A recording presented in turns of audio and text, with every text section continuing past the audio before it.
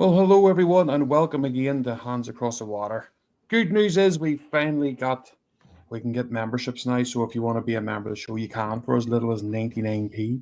We're going to start giving out to anyone that is a member or becomes a member. We're going to start giving out different wee free prizes and stuff each month. So if you want to be members and do that, then hopefully you will win something each month, or somebody will anyway. But unfortunately, that's the only real good news for us. Usual crack with Rangers, unfortunately. Cup semi-final, same old story. Referees will be talked about, unfortunately, which we don't like talking about. Poor defending and awful, awful finishing as well. Baz, it had ticked all the boxes, didn't it, for the usual nonsense for us.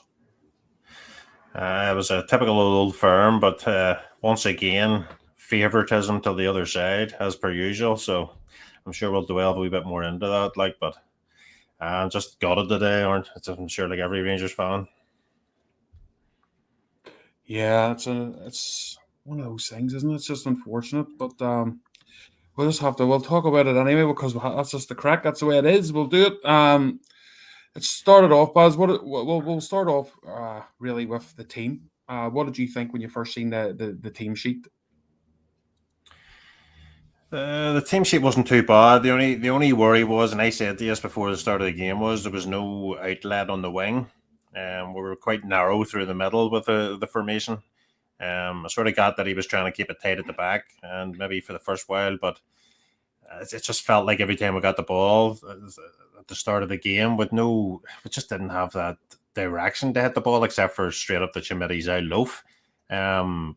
But nothing on the wings. That was slightly disappointing. I'm not going to criticize Danny Rule overly on that one, but for me, I just thought maybe just one winger on from the start would have been a better start for us. Just to widen the pitch a wee bit because we definitely were slightly narrow. What did you think about that one?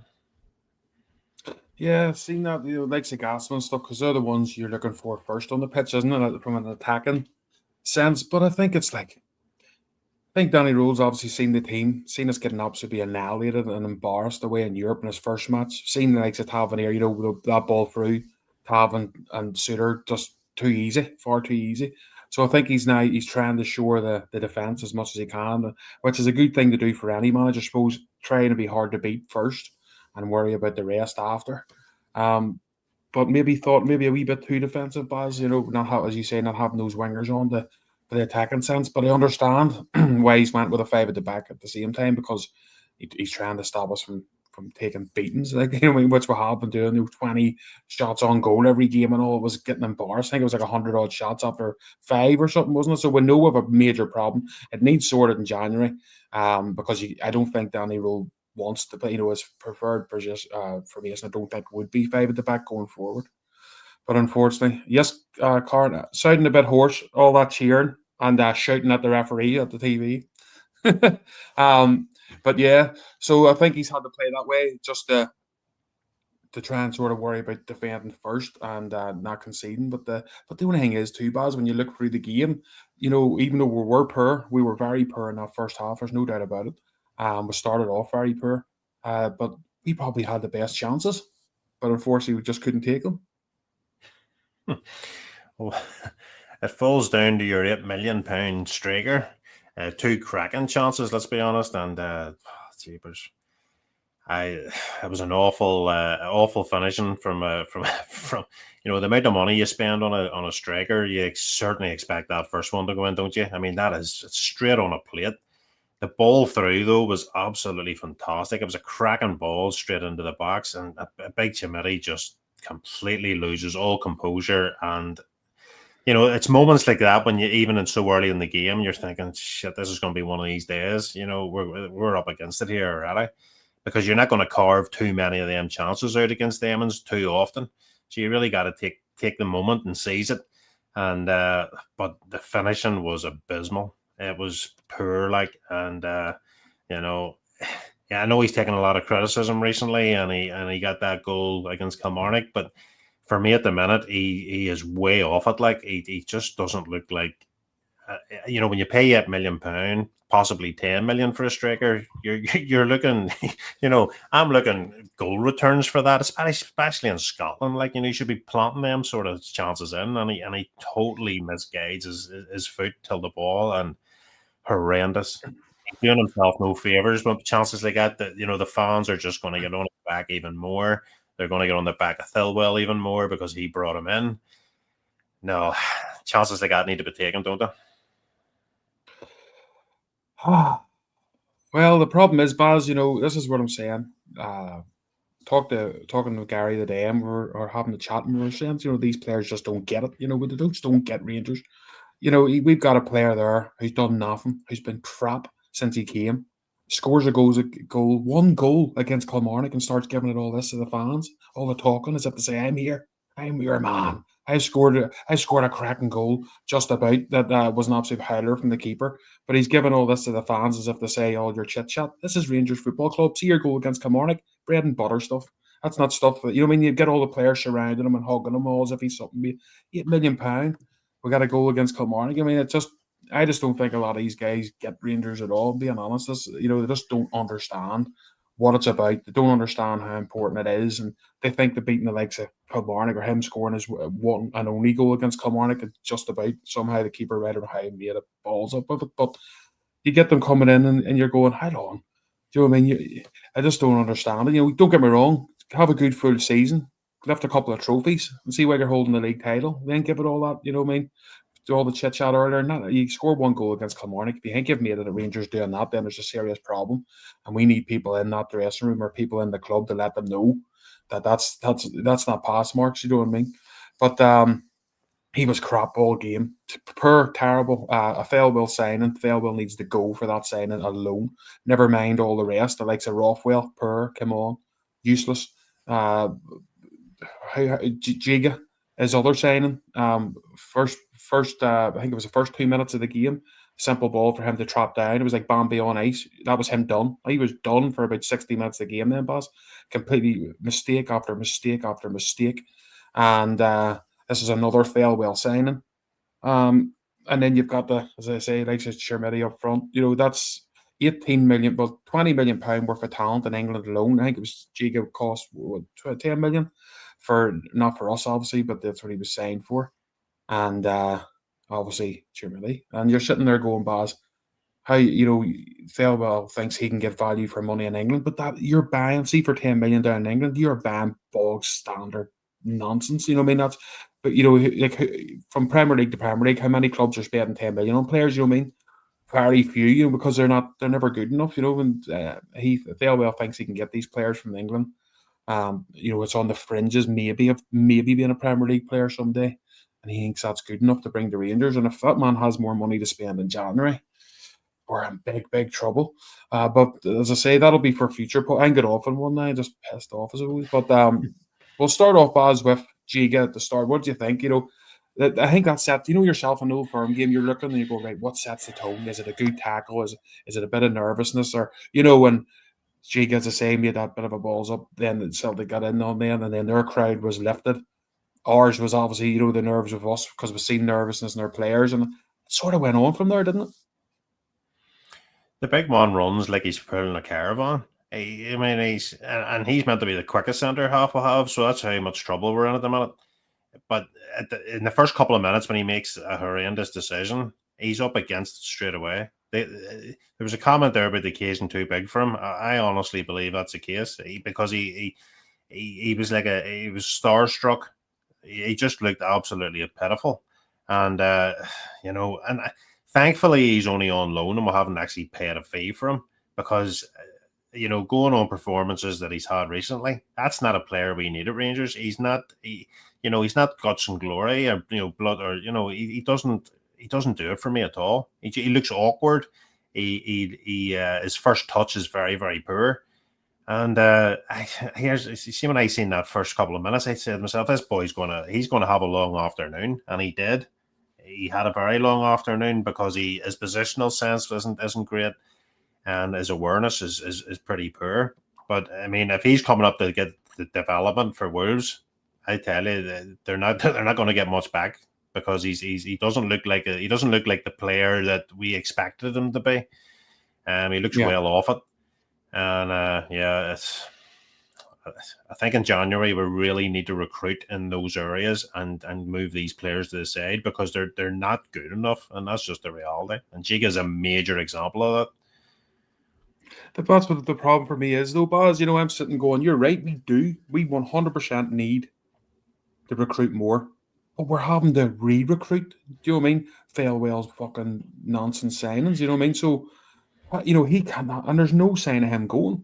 Andrew Kavanagh needs to, and Marat and all them need to look at this now. You know what I mean? They need to be asking him, why have we spent 10 million, 8 to 10 million on this player? And, you know, who doesn't look anywhere near ready. You know, it's no good for us. Him maybe being good in 2 years' time. And then, you know, you're looking like Zizigan on the defence, you know, and the money's been paid out in loan. Like, people think loan signings, you don't just pay, you just don't pay, you know, big, you know, their wages. You're paying loan fees. That's why we've spent, 35 million in the summer, and 20 million of that, Baz, is net or something spent, you know, so it's costing us a lot of money. But the problem is, you know, it's not going to be Danny Rule for me that's going to be making these signings. It's going to be Kevin Thelwell, and yeah, Danny Rule will be able to say yeah or nay, but that's about as much input he's going to get. He's not going to be able to headhunt there. I don't think. I could be wrong, and hopefully, maybe Andrew Cavan and I has seen, you know, and hopefully he sees sense and B's like, no, the next manager has to have a bit more of a hands-on, and if it goes that way, fair, you know. But I would rather that guy was nowhere near it, to be honest. But as the game went on, Baz, yeah, we just looked nervous. A very poor Celtic team, in my opinion, bullied us pretty easily in that first half. A prime example of the difference between us and them, I think, is that free kick that they got, Baz. Very, very, as usual, John Suter, all your leaders look in the wrong direction as usual, not sitting ready. Celtic taking a quick free kick. They've done it for years against us. You know what I mean? They've done it for the last load of years. The quick at the throw-ins that we never seem to be ready for. They're quick at their free kicks. We weren't even switched on for that. And you're sitting looking at these so-called leaders every week, you know, and these guys should be straight away, every game heads on, lads, you know, straight away, instead of girding about the free kick, get everyone into position. We were very lucky because that was close. That was paper thin. And that could have been 1-0 down very early. But what did you think of that? With just situations like that, Baz, you know, I'm looking at the way Rangers play. If we get a free kick or if we get a throw in at the bottom left, we have to sit there as a team and wait for Tav to trot from his right back position way over to the corner or the throw in, wherever it is, on the other side of the pitch. Let's other teams just sit there, you know, and they know they're like, oh, we'll wait for Tav to trot over. We'll get ourselves set up. Everything's slow, passive, you know, and you're like, fuck me, can someone else not just quickly get the ball and throw the bloody ball, you know me, whether it's Asgard who's there, throw it to Rask and get it into play. Don't wait for Tavernier to come and let the defence sit there and organise themselves every time. And it's not just a Tav thing, it's a team thing, because it's obviously something that the team is agreeing on, that they're going to let him do that. And that shouldn't be the case, and especially if you lose the ball, Baz, then Tavernier, when over his legs, can never get back to that right back position. He's never getting there. Once we lose the ball from a corner and it's in, he's never getting back in the position. Do you know what I'm saying? And the thing about it is, it's not Tavernier's fault that he's doing all this. It's he's being allowed to do it. You know, if strict instructions are laid in place for certain positions and players need to stay in them, that's what you have to do. You know, the problem is now is when Tavernier's running around all the pitch, left wing, up front, centre midfield, taking the throw-ins everywhere, taking all the set pieces everywhere, taking all the corners, then he's constantly out of position. And when you were talking literally about Giga wasn't having the best of games as it was, but when Tavernier's running around everywhere doing whatever he likes, then Giga's left completely exposed on his own. And as I said the other, he was already having a horrendous game as it was. But again, that's down to the manager or the head coach to make sure that doesn't happen all the time. I mean, surely somebody else in our team can throw a ball or kick a ball into a box. You know, it can't just be the same person all the time. What I would say is, I think the one player we missed badly yesterday was Connor Barron. He was absolutely excellent against. He was doing it against Hibs. That running, that pressing, that winning the second ball, that chasing down, that looking the forward momentum. We missed that yesterday. A Connor Barron in there would have given us that extra energy. because Diamandi certainly doesn't. He doesn't give you that, William. So a Connor Barron yesterday for me would have been a brilliant option. Unfortunately, he wasn't available through a yellow card suspension. But I felt from the Hibs game till the Celtic game, that was a major problem for us. Because you've seen it every time there was a second ball, nobody was quick enough. They weren't quick to the ball. They're not fighting. The desire the desire's not there to win that ball. A Connor Barron, a Lyle Cameron gives you that. There are two examples. Lyle Cameron doesn't even understand. He hasn't even got to look into the squad for that game. Makes no sense to me at all. This is what's worrying me, Baz. I'm like, look at these players. Some of these players that aren't getting into the team. You know what I mean? And you're sitting going, it seems to be Thelwell's boys are fucking nothing. Do you know what I mean? Like the Barn that came on and showed you, as you say yourself, he showed you completely different.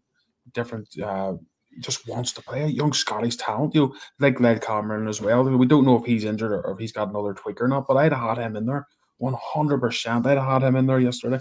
Because we need players who just want to, like a wee dog, like a dog on the leash. That's what I think Barn is. You know what I mean? Once you let him go, he's chasing after everything.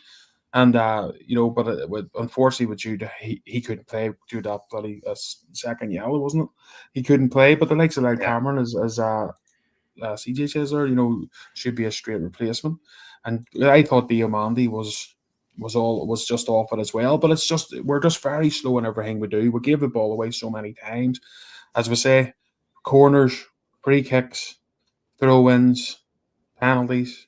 No matter what it is, it's the same person hitting them all the time. We don't have a backup plan for anything. It's just the same old thing. It's like you could watch that game so many times, and then in the second half you get a wee bit of hope and you start getting into it again.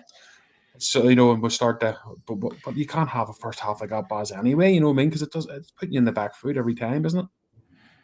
Of course it does, and what it does is it invites pressure. And that's exactly the way they like to play. They like to play in the opposition's half and control and dominate the ball and press high. And we literally played into their hands in the first half. Before, obviously, the Ossegard incident, it wouldn't have mattered about 11, 12 in the pitch, where we're set up to try and defend. And they love that. That's why they beat most of the Scottish teams every week, because most teams play like that against them. So they're well used to it, of defenders just sitting back and midfielders sitting back, soaking it up. But eventually you pay the price. And that's the biggest problem. A huge problem. And I just thought Rule missed a wee trick. I'm not being critical, Danny Rule, because he's came in with good energy. The team does defend better as a unit than they did under Martin. There is an improvement there. You can see it.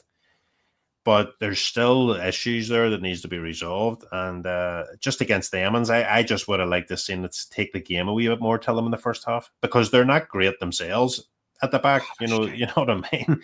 Terrible. I just think we missed. I honestly think we missed a trick yesterday with the team sheet. We really did miss a wee bit of a trick there. And that's why I was hoping a Gassama or an Ottman had started. Somebody with pace, even possibly a Maggie Moore, who's actually been playing quite well the last 2 or 3 games, but somebody that you can hit that outlet to the wing and just let them get the ball and move it further up the pitch. Because this booting up the ball to Trimiti and Danilo isn't working. Well, the problem is, and what a worry is too, a bit of a red flag for me was Danny Rule after the game yesterday saying nobody, and he is new. And he's probably seeing the second half of the team, coming into the game, and he says, "Nobody." And we've heard this before. Oh, we've heard this before. We've heard under Barry Ferguson. We've heard about the mentality, and he says, nobody now can ever question the mentality of my players. And I'm sitting going, he thinks that. I'm like, but this is something we've watched a rinse and repeat. A Rangers team starting off with a very poor first half and then starting to turn it on a wee bit in the second. And yes, they tried a leg in the second half and the pushed and all, but I'm still going, don't back your life on these players yet, Danny, because they've thrown quite a few managers under the bus. If you go look at the scrap heap, there's many of them on there. So I'm hoping, like as I say, as he seems to have definitely instilled something in them, you know what I mean? But still, the same old nonsense was there yesterday in that first half. That was a disgraceful first half, in my opinion. We'll go into the Asgard thing, Baz. I think that was he went for the ball. His eyes were always on the ball, but unfortunately, it was reckless, wasn't it? Once your feet's that high with the studs, it's always going to be a red, isn't it? I personally thought it was a very bad yellow in an Old Firm game. It was a very bad yellow. When the player pulls his shorts up and you see the marks down his legs and all, obviously it's it makes it look worse than what it is. His foot is high. There's no doubt about it. But I think in a game and the magnitude of a game like that, he could have given me a yellow and a harsh warning. I mean, but it is what it is. And to be fair, Asagard wasn't playing well before that either. I mean, he's another player that's come up from England that has been pretty crap. To be fair, he's came from a League One team, Luton, who's has struggled for the last season or two. And he doesn't. I know he scored them goals for Norway when he was playing for them like a weeks back in an international break. But for us, except for the one good goal he did score there 2 or 3 weeks ago, he has been poor. He's not the type of player in an Old Firm game that I think gives you that hardcore desired energy to win balls and to press hard and to give everything in the pitch. He doesn't. For me, he has a lot to prove.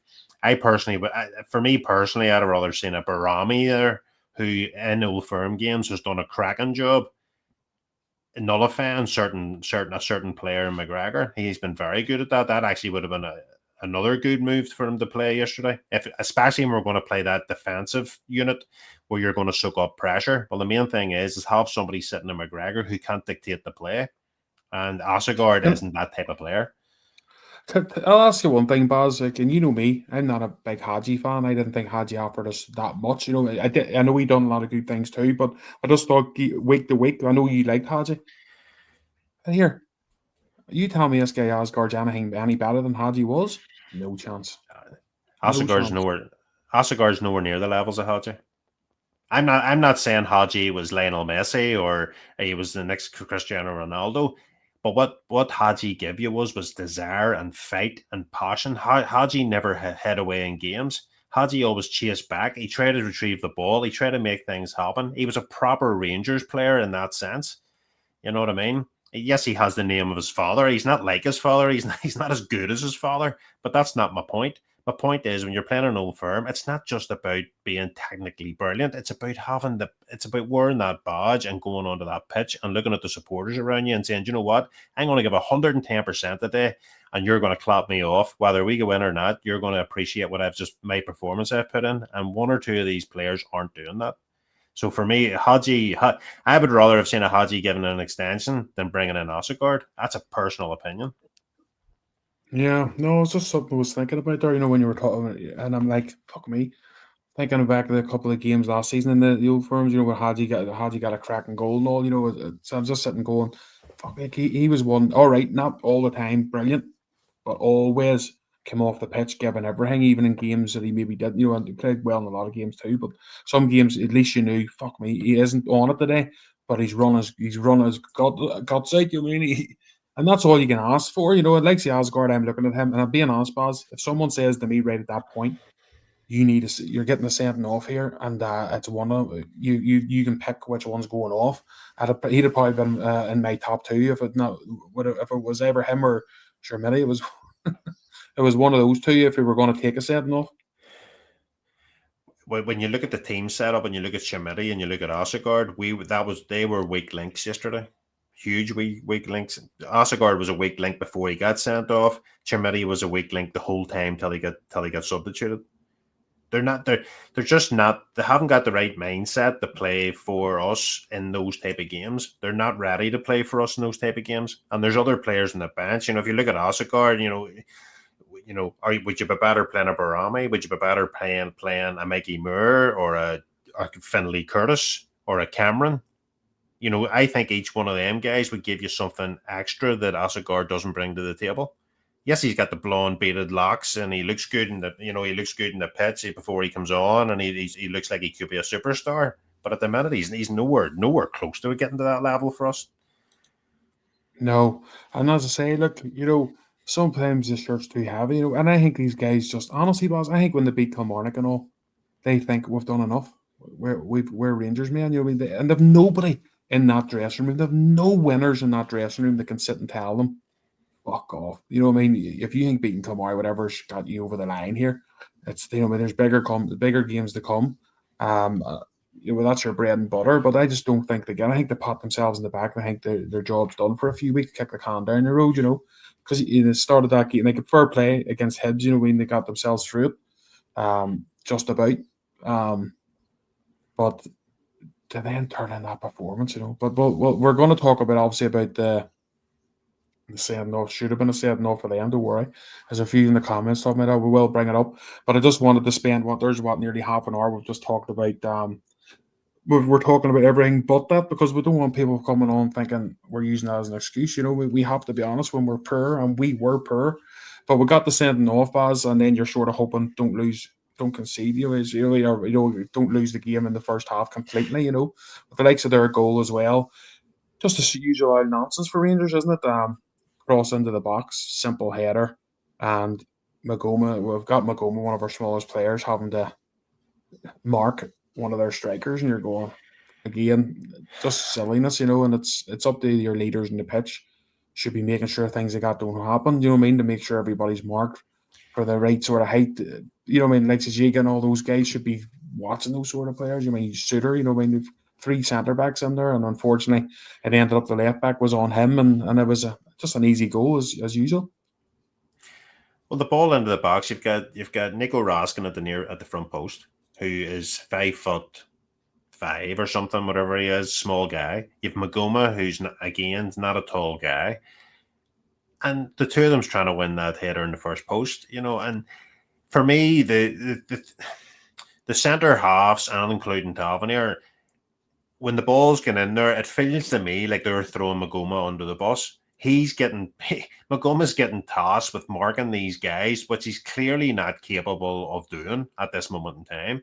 And they're not taking charge of the flight of the ball. They're not even making any attempt to get anywhere near the ball. So Magoma doesn't get anywhere near it. Nico Raskin very closely, nearly gets it. He was very close to just getting a nick on the ball. He doesn't. And Magoma's left in no man's land. But you see, in those instances, you need the leaders. You need your Corneliuses, your John Suiters, your Taverniers. They need to be protecting Magoma. They need to be in and around Magoma and teaching them the trade of how to defend a ball into the box. And you know the reason why they don't? Because they can't do it themselves. They're so poor themselves at defending. Is that it's just Magoma seems to be the fall guy at the minute. And Magoma has come into Rangers, and I don't think there was an expectation for him to start every game. He pretty much has. But the leadership at the back is so poor. I mean, nobody's talking to Magoma. They're not trying to educate him when they're before the ball comes in. They're not trying to get him in good positions. They're not shouting at him. They're not telling him where to be. And I think some of our senior players are at fault for not trying to educate this guy a lot better. That's just my opinion on it, because Magoma for me is slightly being thrown under the bus. But the thing is, Baz, Martin O'Neill made a great comment yesterday after the game, and they asked him, "But you going to stay on all this crap?" But he says, "I've been in that dressing room. They were talking about how did you have to lift the dressing room up and stuff." And he says, "I see when I go in that dressing room." He says, "There's serial winners in there." He says, I've got serial winners all around me. Now, they mightn't be playing well, but he's right. What he's saying, he's got guys who are tried and tested and won a lot of things at Scottish League level. Danny Rose going in there to a bunch, no winners. There's none. You look at the old guard who've been in that team, they're not winners. We know that. Yes, the one title, under his Tavernier's belt and stuff, But if you're looking around you, where's your guys that have done it every year, every single year? Do you know what I mean? And that dressing room just doesn't have it. And it's another reason why I couldn't understand why like Thelwell and stuff has built such a team with no experience in it, and didn't even try and get players in with that experience, But they're paying for it now. But what they say they're going to sort that out in January. It's madness. You think you would get your experienced players in first, and then sort of throw in these loan signs and young players the next window. We're doing this a wee bit harsh about face, but it's going to cost us.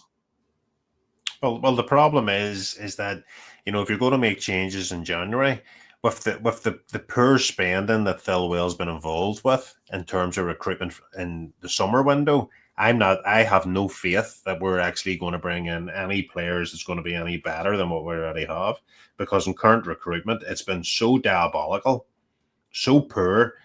There's been no thought into these players on how they make Rangers better. They're clearly out of their depth. Ibrox is far too big of a place for them. The support's demands are way too much for these guys to cope with. And that includes the likes of Max Orange, who's another player we brought up, who again seems to be buckling under pressure. Giga is exactly the same. Cornelius, I would give a wee bit of a buy ball to. He does seem to get it and does seem to try his best. But you've also got Big John Shooter there, William, who really isn't playing well at all either. And he's meant to be the old school centre half, former captain of Hearts, and who's a stand-in captain when Taverniers doesn't play. And there's no leadership there. It's poor. The only person that gives any type of leadership is probably Butland. To be fair, he's the only one that seems to give the players a bit of a rollicking when things aren't going well. But you can't rely on your goalkeeper all the time to do that. You even look, Barry, though, take a look. Anyone who's watching this, see the next time you're talking about your captain and vice captain, take a look at the next time they do an interview. They can't even look at the fucking TV. It's always they're always down, and there's not any oomph in it, before the game and stuff. Everyone's always like, the heads out and they're mumbling and fucking. Sir John Suter done the same, just mumbling. You're sitting going, speak up now. They can't even hear what you're saying. They haven't got the shoulders back and the confidence. And that is the guys that you need. You're looking to. Obviously, young players are looking to show them the things. But as I say, hopefully it'll be sorted out, sort of ASAP. But we're going to see just quickly before we go off on that. There's a player just came into my head. A player who wasn't technically very good. A player that shouldn't have been as good at Rangers as probably what he should have been, was Big Marvin Andrews. That's the sort of player that you need at the back. That's the sort of player that drives and has passion and plays with a smile on his face, the shoulders back, gets tore into everything, and gives you all that you need. You don't always have to go and spend 10 million on a silky centre half. Sometimes you just need that rough and tumble type of Gogic type player, William. A St. Mirren who just gets tore in, just gives it 100% and hell for leather the whole game. Yeah, no, 100%. We're missing that. So we'll find. There you go. We're over half an hour. Half the show's gone before we've talked about this guy Trusty and his boot in the head, the Butland. So anyone who's watching, who's from the other side, maybe gurning, thinking that's all we're talking about. I think we'll give our team quite a good slagging in that first half, because they did deserve it, because they were crap. But the same thing, that doesn't mean anything for this next incident, Baz, because we'll just get a couple of pictures up here just to show it. So here was the incident at the very start. So this is where Butland has the ball, has control of the ball. Obviously the player's foot's planted at that stage. He's looking down at the ball. He sees the keeper, Jack Butland, has the ball and has full control. And this is a couple of seconds later.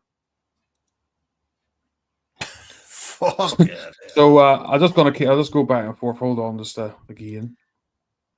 So that was the start, and that's how it ended. And that was a close up of the image. And no red card, Baz. That's fuck. See, if you didn't laugh, you'd cry, wouldn't you? That is horrendous. You see when you actually do the still of the player's foot planted into the ground. Jack Butland has control of the ball. Trusty deliberately lifts his boot and puts it into Butland's head. And that's not a clear and obvious red card of endangering an opponent. It's one of the worst decisions I have seen in Scottish football. That has to be up there, William, at the very, very top of how poor the SFA and how they treat Rangers Football Club. That is shocking. Like how can Walsh wake up the day, look in the mirror, and think that he made the correct decision? And VAR team is an absolute calamity over this as well. Trusty should have been sent off.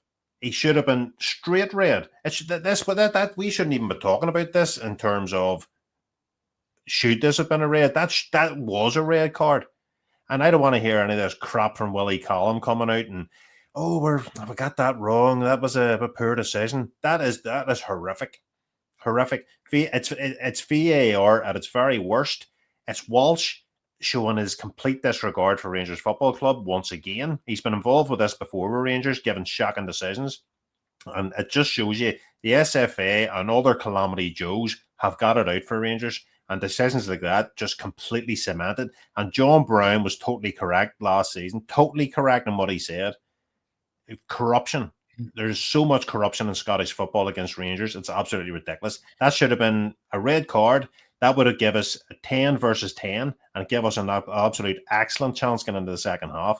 It's so poor, William. I'm disgusted. I'm absolutely raging over that. It's so poor. See when you look at that picture again, William, the foot on the ground and then the foot planted into his head. That's fucking assault. The pillar should have been on fucking dragging him off for common assault. That was GBH. It was absolutely crazy. To be fair, I sat there and once Barry, as I say, and I said to you even at the time, before we knew how bad it was seeing the reaction of the player, and as me, look, he knows he's made of balls here. Before we got to see the close-ups, and I was like, fuck, because you can tell by someone's reaction when they know, oh shit, I have fucked up, and he knew that. His face, you could see he was thinking, what? He just had a moment of madness there, and he left himself open. And when you seen the replay, we were like, fuck no, what's a penalty? He's off. Happy days. Back that we're gonna get 10 to 10, 10v10 here. Get a bit of luck finally in this match. And no, it wasn't to be. Now Nick Walsh afterwards did say, I think he said the Tavernier stuff, that there wasn't the force. And listen to this, guys. It's on our Facebook page. We'll put it up earlier if you want to watch it. It's a video of Nick Walsh and the VAR team after Diomande away to Dundee United last season, I think it was, and done that wee swipe they got there. Didn't actually get to connect, but he done a swipe anyway. Made it, and VAR basically called it off and says, look, there's no intent or force, or there's no force in that there. Bit of silly behaviour basically, but not warrant a red card. Nick Walsh seen the replay of it and says no, the intent didn't care about the force then. It wasn't about the force. It was about, look, he went to stop him at the end. He went for the stop, and so it's okay. So if a Rangers player in Diamandi slaps up, like just about cuffs, it doesn't actually do it properly, but just about. But that's enough for Nick Walsh to say red card off after seeing it twice. But so even though kicking someone in the head, it's all about force then. So force doesn't matter when it was Diamandi, but force matters now. A kick in the head's a kick in the head. A stud in the eye. It doesn't have to be a full boot. The fact is, his foot was planted as we see, and a second or so later, his foot is up high and in the keeper's head. What the fuck? What is going on? I know a lot of podcasts and a lot of Rangers, don't like calling things like this because they're worried, that dignified silence and stuff, and they worry about being conspiracy theories and sounding a bit nuts. But that there to me every day of the week. We can't have this in 2 weeks' time, Willie Collum and the referees and all coming out and apologising and saying, you know what, we made a mistake there. That's no good to us. See this, it's more in than it's out. Do you remember that one last season? It's in the fucking box, it's a penalty. It doesn't matter if it's more in, more out, it's in. But this is the problem. And then they'll apologise, we made a mistake there. What good's that to us? What are they going to do the next time we're playing Hampton or whatever? What's the next one that they're going to come up with? It's not good enough. It needs to be called out. And if we don't, Rangers as a club have to fucking go for this now. Your man Patrick Stewart and his dossier. It's no good to me or us. Get it in now. Get it sorted out and demand better, even if it has to be foreign referees or whatever coming in. But the thing about it is, how does Nick Walsh know how much force is in it? How does he know how much force is in it? It's not his leg. It's not. You know what I mean? It's not his leg that's getting put into somebody's head. He doesn't know how much force is in it. He doesn't have special technology that can determine how much force of penetration that Trusty put into Butland's head. But it's also that Baz VAR is there to, but VAR there Baz is to go look. There's been a forward motion with a foot here into a danger opponent. Basically, that's what it was. I think it was actually Violent thing. Bobby Madden was on. He was obviously researching and basically telling you on his Twitter feed what he thought and what by the rules of the law, of the football law, obviously. And that was he says a straight red.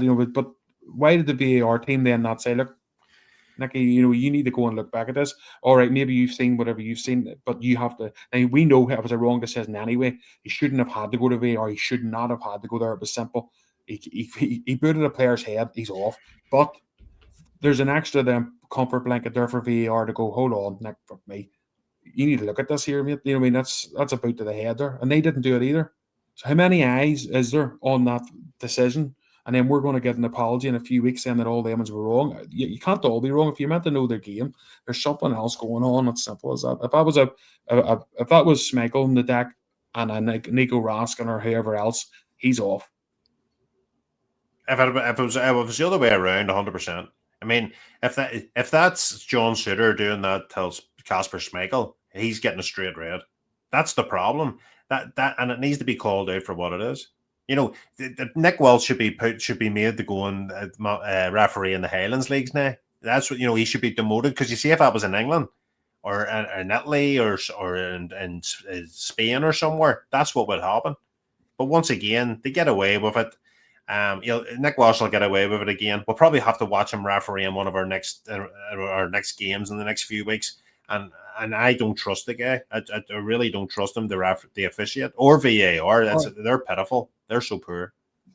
Nick Walsh was also, but don't forget, Nick Walsh was also involved with the ball that rolled up the net. And they're saying there's no we can't see it right. There's no clear and obvious evidence that it's. You're going, fucking hell! You've seen the ball rolling up. This I just can't understand it. I can't. And the fact that even if that was live football and there was no VAR and stuff, there was no second chance to look at. Then you can go, fuck, let's take it or whatever. Even though we would still be going mad.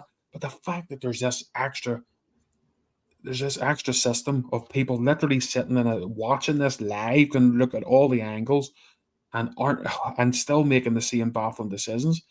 That's absolutely crazy. I don't understand.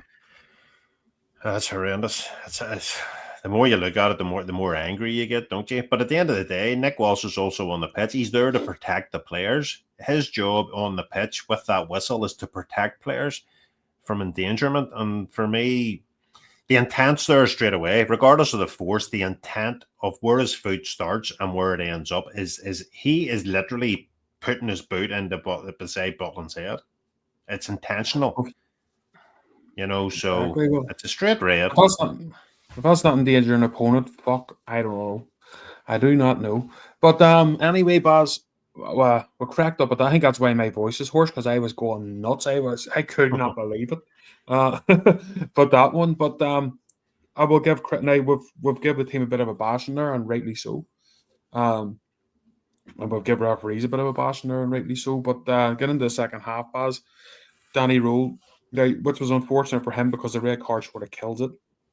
It's harder to change the game when you're a man down, but I thought we came out a better side, in the second half. I think still probably the first 5-10 minutes, them that were probably the better team in the second half, the first 5 or 10, but we started getting ourselves into the game and starting to make a few chances, and unfortunately, it's we couldn't capitalize on the pressure. We ended up getting the penalty, but we'll talk about that after. But what did you think second half wise? Did you a bit more pride in the team anyway? With 10 men, we looked a lot better. We looked a lot more. There was more passion. We were winning second balls. We looked like the first 5 minutes. Yes, we were under the cosh a wee bit. You could see that. I think Rangers did start the second half very, very slow in the first 5 minutes. But I think once we won a couple of second balls, when we started pressing a wee bit higher, obviously we made a couple of changes. We had a bit more width in the pitch, and Rangers did look quite good at times. I thought to myself, what? There's a bit of energy about this team. There's whatever Danny has said in the halftime interval, and with a couple of changes, it looks like it's working. You could see signs. You could feel that Rangers had a bit more urgency, a wee bit more demand from each other. There was a more collective of a group. And yeah, I was very pleased with that. There's a comment there about I see signs of improvement on the Rule. You're totally correct, William. There is signs of improvement, because a Russell Martin team yesterday would have got trashed. they would have been absolutely wiped the floor with, and that is a fact. So there is improvements uh, with Danny and how he tries to set up the team and how he tries to how he gets his players to approach matches and how they try and fight for each other. There is more positivity, and you've seen that in the second half. You've seen the players fighting for each other and actually working better as a unit, and that was pleasing, very pleasing. But yes, but again, 10 men's hard, William, because that one extra player that you don't have, and the intensity that they play with the ball, you're doing a lot of running. Your players are being asked to do extra work because you've got that space in the pitch that's not available anymore because you lose a player. But I actually thought we played very, very well. And I actually thought they were a wee bit surprised in the second half of actually how well we were trying to take the game to them. So it was very pleasing. Yeah, no, definitely did. They played better in the second, but this is what just pisses me off at times, because they look like scared kids in the first half for so long, so much of it. And I'm thinking, if they could just come in with that attitude from the start, we wouldn't be in these positions. You know what I mean? Because I think we're not. It's two not great Rangers Celtic teams. It's not the greatest Rangers Celtic teams we've ever seen. I think they're not that far away from each other, honestly. But I think it's just up here. It's all up here in those games, and as I say, the first half we sort of just gifted it. But even though we still had all the best chances, you know what I mean, and it shows you how poor they are. We could still create clear cut chances that we should have been burying.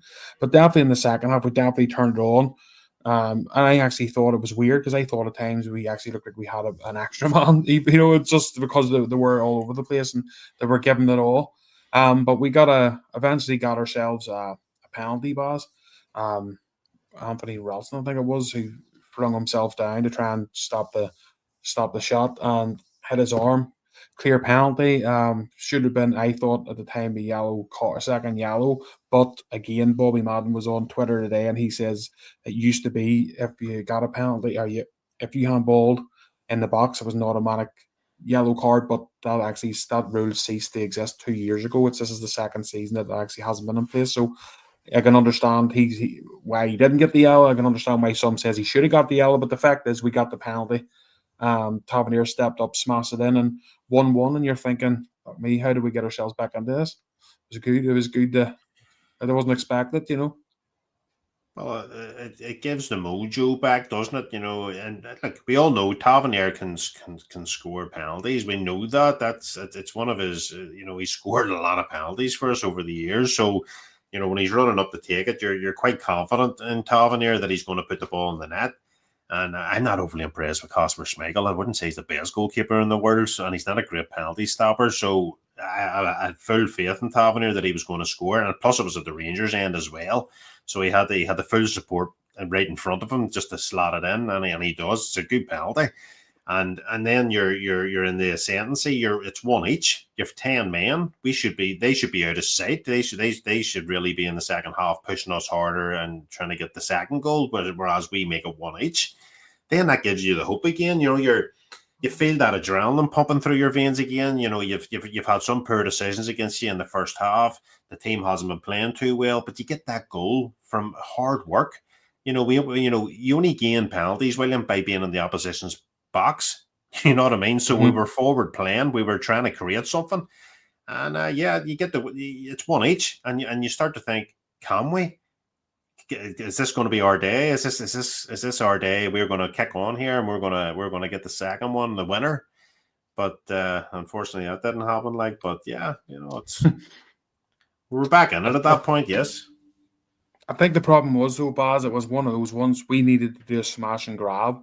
Like once we were one each, we needed some luck somehow and to finish one and to hold on for dear life for those last 10 minutes or 5 minutes.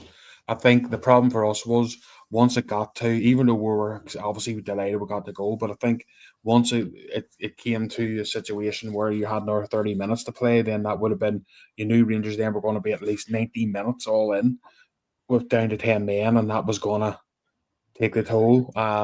And unfortunately, we couldn't get that second goal, to kill the game off.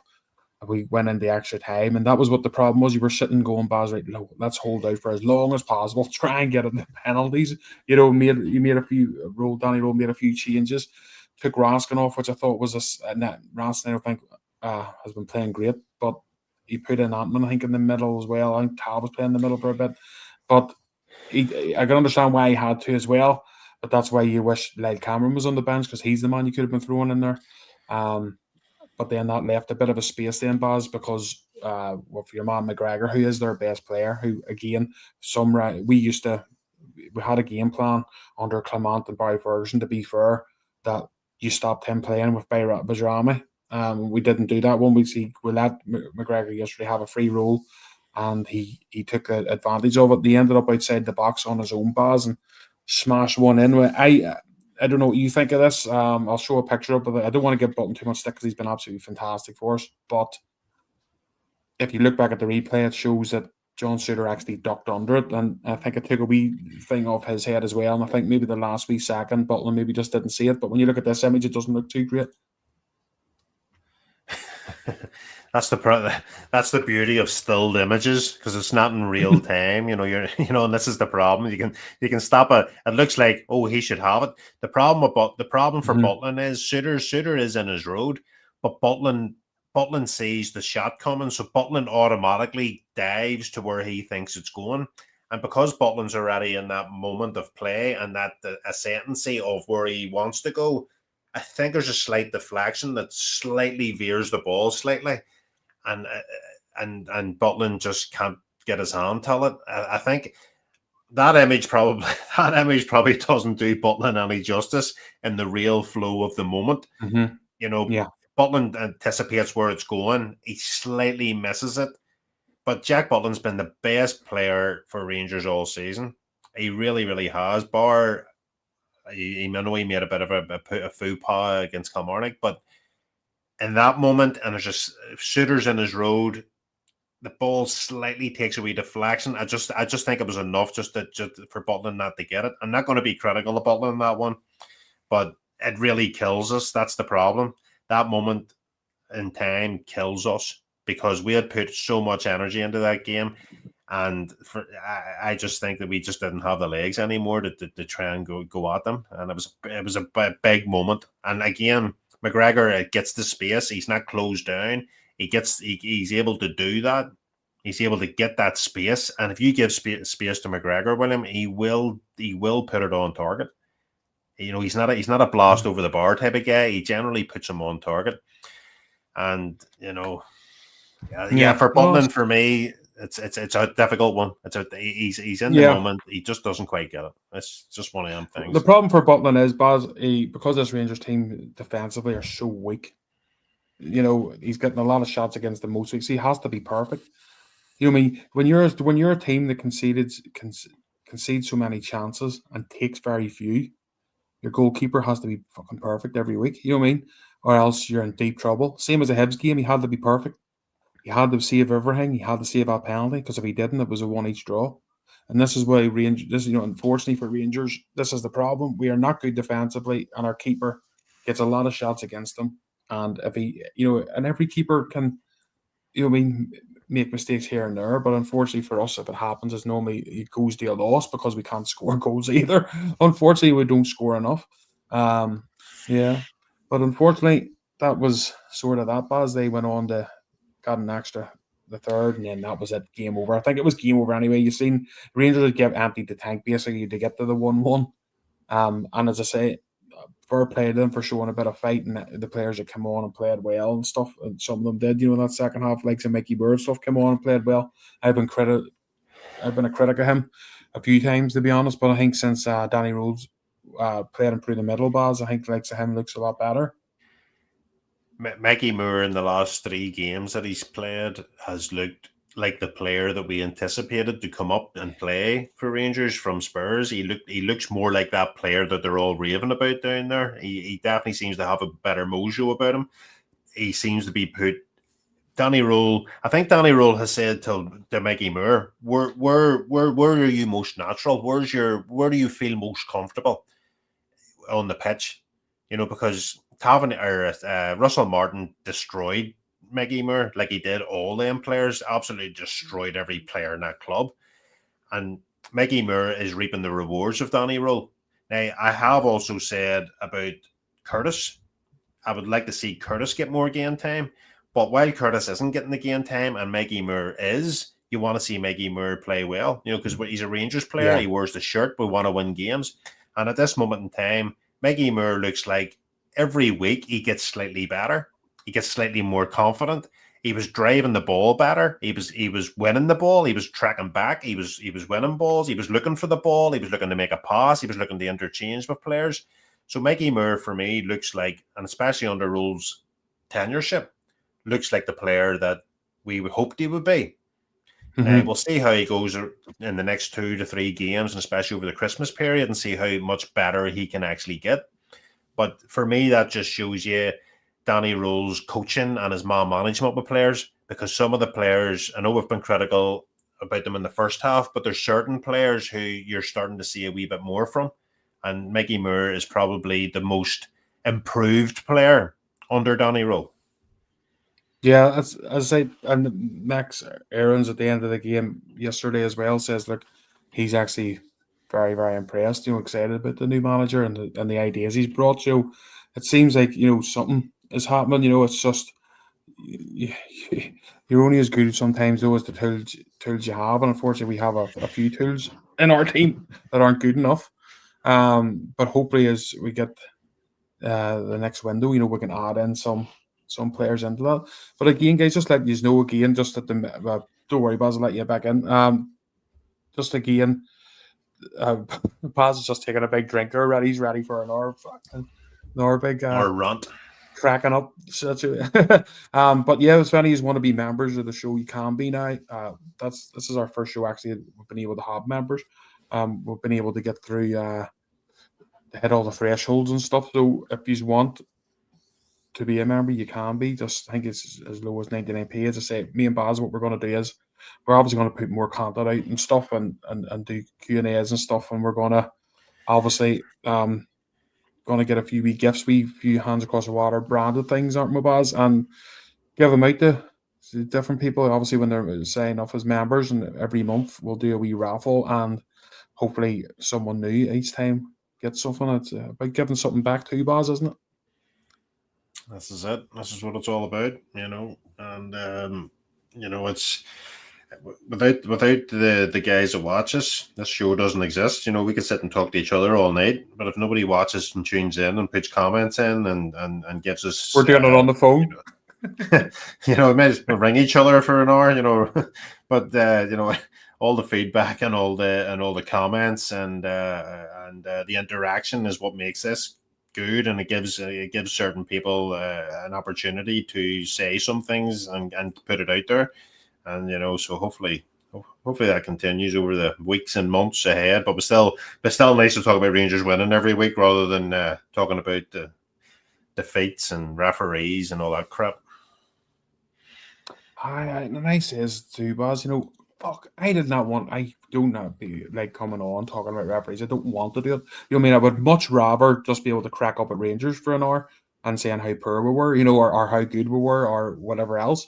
I just don't want to be talking about referees. I don't want to have to do it. But unfortunately, what can you do? You're looking at this and you're looking at that. What's ends in that, and it's not a red card, so you have to talk about it, because if you don't, you know what I mean? Especially if you're a podcast, you have to chat about these things, unfortunately. But yes, let me see. Blue Max says, are you going to do any merch soon? Yeah, we're going to do, as I say, me and Baz we've got all different ideas.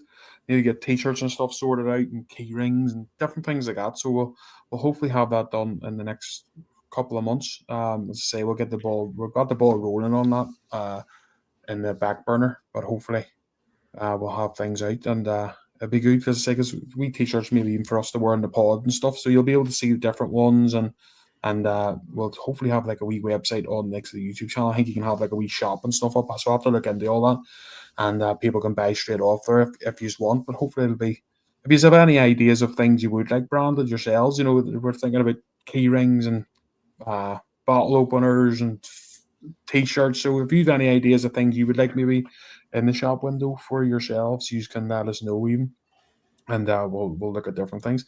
But as always, thank you very much for everyone watching. We really appreciate it. Unfortunately for us, Baz, when you're doing this and you're doing your Mondays, win, lose or draw, we have to come on and front up, don't we? and discuss it. That's what it's all about.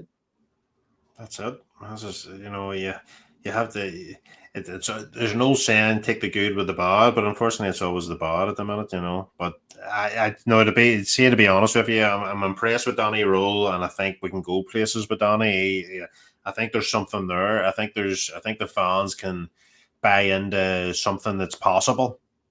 You know, at the start of the season, the fans didn't buy into anything that was being said, or tactically, or anything. It was just complete dead rubber. I think at this moment in time, if we can maybe get rid of the structure of Philwell having too much control with the players' recruitment, I think that would be another step in the right direction. But yeah, look, at the end of the day, we'll see how we go. We have a big game of Thursday against Roma, and we have a big game at Dens Park at the weekend. So we'll see. We'll see how the next podcast goes. But Yeah, we haven't even what got we to do. discuss those things. Yeah, as you're right, we haven't. It's that much because it's been an hour. We're an hour already. We haven't even got to discuss the likes of that. Roma. If I'm being honest with you, a part of me's like, just put out a crap team. You know, well, I'm saying we could put out a crap team with our first team, to be fair. But what I mean is just put in a team there that maybe and worry more about Dan's Park. But then the other thing is, if you get annihilated by doing something like that, then the managers get the neck as well. So what? And then at the end of the day, people's paying customers, and I mean, is there as to watch Rangers playing Roma, they want to see a Rangers team get a result, and rightly so. So it'll be interesting to see what sort of team he picks for that. But I'm telling you, don't get me wrong. If we beat them, great, amazing. What I mean, or forget it, whatever. If we get points on the board, amazing. But my focus is fully on Dens Park. We've got a few results, a few basically fixtures bars coming up that we really should be getting those wins That's it. in the That's it. league. Barry Ferguson always says something, and he says the bread and butter is the SPL. And that's your bread and butter. You need to get that right before you want to. You got to learn to walk before you can run. Yep, 100%. As I say, guys, I'll try and get something on maybe this Friday. I'll try and organise something for Friday if I can get someone on, because Baz, he's normally not free on a Friday, unfortunately. So that's why I'm trying to get someone else on. But if anyone's watching as well, if you ever want to come on and guest, you can. You're more than welcome. If you get in touch with us through Facebook, if you'll speak to me through Facebook or Baz through Twitter. If you ever like to come on and have a chat, you can have a chat with me on a Friday or whatever, and get yourself on the show. You'll be more than welcome to do that as well, and it keeps content coming out for you guys as well. But thanks, and hopefully when we're chatting soon, we're a wee bit more upbeat. But you gotta roll with the punches. I think that's the way it is. But we'll get there. We'll get there. I believe in Danny Rowe. I think if he gets the right man about him in January and is backed properly, with the guys that he picks and not with Thelwell picks, I think we could be on to a winner eventually. But how many times have we said that before? You never know. But thanks for watching, guys and gals. We really appreciate talking to you, and we'll be back with you again soon.